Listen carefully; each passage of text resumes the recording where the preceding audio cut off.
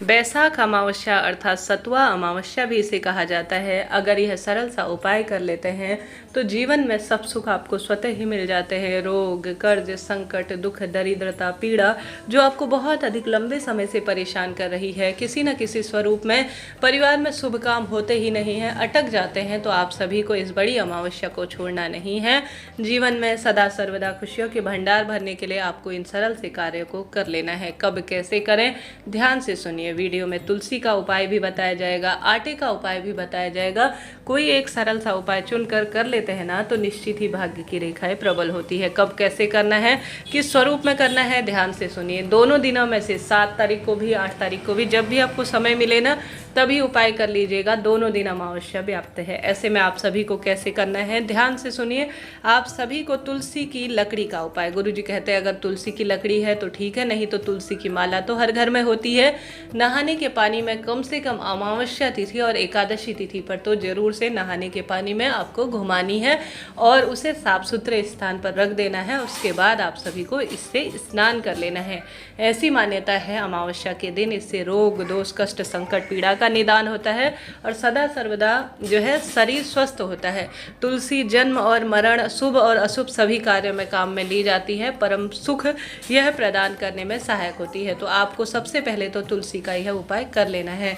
साथ के साथ गुरुजी का यह उपाय भी आपने सुना होगा, इसे सतुआ अमावस्या के नाम से जाना जाता है।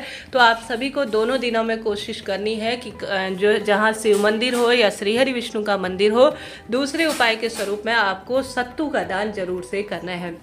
आप सभी को आवश्यक रूप से किसी भी शिव मंदिर में बैठे पुजारी, ब्राह्मण जन अपने घर की बहन बेटियों को आवश्यक रूप से सत्तू दान में देना है। महादेव और श्री हरि विष्णु को भोग लगाना है और स्वयं भी ग्रहण करना है। ऐसी मान्यता है, इससे भी पूरे जन्म मरण के जो बंधन होते हैं उनसे मुक्ति मिलती है। और बैसाख माह में दान की महत्वता है। तो सत्तू जो कि बहुत प्रेम पूर्वक गेहूँ से, चने से और आवश्यक रूप से जो है जौ से बनी हुई वस्तु मानी जाती है। ऐसी मान्यता है। इस सरल से कार्य से भी आप परम सुखों की प्राप्ति कर सकते हैं। साथ के साथ एक मुट्ठी आटे का उपाय अगर आप कर लेते हैं ना इस दिन, तो आपके घर से सभी पितृदोष दूर होते हैं और महादान के स्वरूप में और सबसे बड़े उपाय के रूप में इसे कहा जाता है। अगर आप सभी ने यह महा उपाय नहीं किया है तो आप कीजिएगा, निश्चित ही आपको लाभ मिलेगा। कैसे करना है, ध्यान से सुनिए। गुरुजी कहते हैं जब भी बड़ी अमावस्या पड़े या जब भी कोई विशेष तिथि पड़े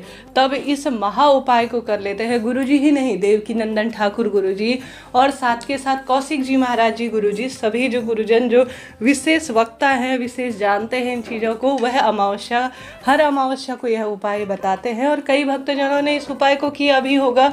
पितृदोष होता है ना, तो कहीं ना कहीं घर में संतान उत्पत्ति दिक्कत होती है, वंश में वृद्धि नहीं होती, साथ ही जो शुभ कार्य होते हैं, मांगलिक कार्य होते हैं, वह नहीं होता है, परिवार फलता फूलता नहीं है। ऐसी स्थिति में जीवन में पितरों का ऋण चुकाने के लिए यह उपाय कर लेना चाहिए। तो दोनों दिनों में एक दिन आप सभी को गुरुजी ने इस उपाय को 2 स्वरूप में बताया है। एक तो गुरुजी ने कहा है आप जो है सूखा नारियल ले सकते हैं, जो हम मिठाई इत्यादि बनाने में काम में लेते हैं, सूखा नारियल, या आप बेल का फल ले सकते हैं।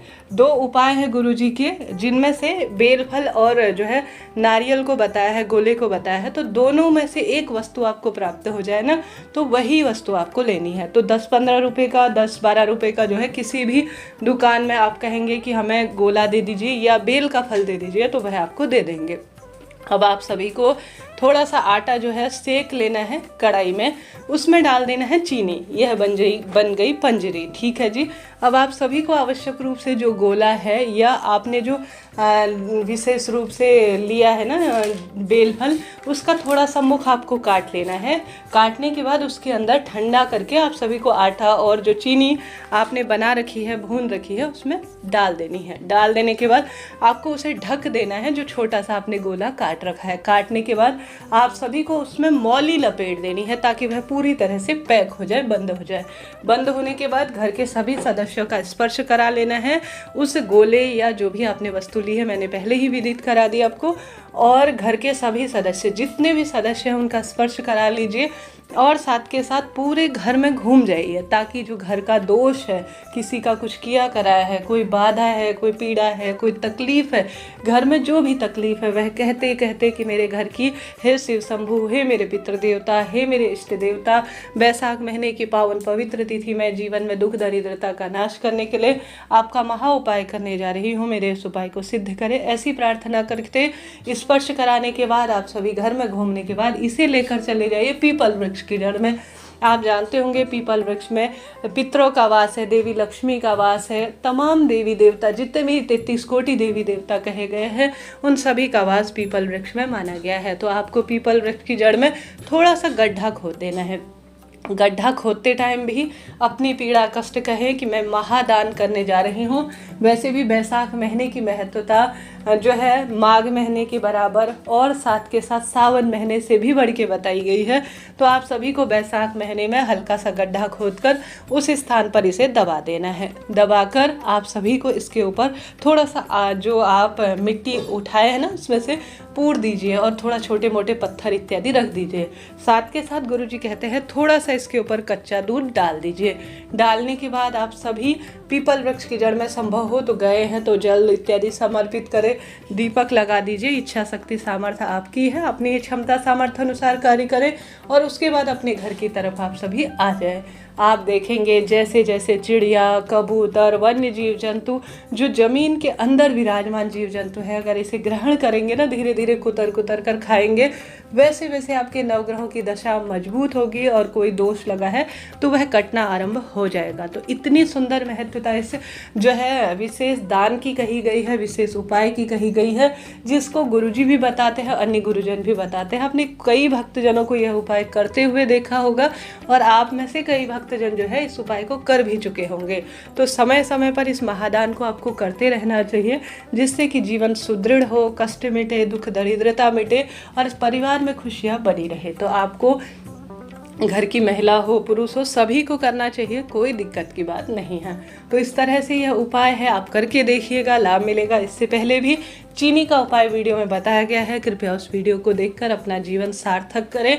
अभी के लिए इस वीडियो में इतना ही। जितना संभव हो पितरों के निमित्त अन्न का दान, जल का दान इस महीने कीजिए और साथ के साथ अपने पितरों के निमित्त अज्ञारी के माध्यम से दान दीजिए। साथ के साथ इस महीने जितना संभव हो आप प्रभु की सेवा आराधना करें। शिवलिंग पर गंगा जल, श्री हरि विष्णु को आवश्यक रूप से तुलसी की सेवा दीजिए। तुलसी के पत्ते, तुलसी का हरि चंदन, तुलसी की लकड़ी का दीप बहुत शुभ माना जाता है।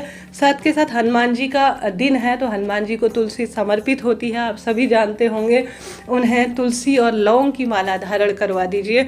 चौमुखा दीपक लगा दीजिए। पितरों के नाम का दक्षिण दिशा की ओर मुख करते हुए पीपल वृक्ष की जड़ में दीपक लगा दीजिए। घर के दरवाजे पर दीपक लगा देते हैं ना, तो इसके अलावा विशेष उपाय करने की आपको आवश्यकता ही नहीं पड़ेगी। तो इस बड़ी अमावस्या का लाभ लीजिए और खूब दान पुण्य और पितरों का स्मरण कीजिए। हर हर महादेव।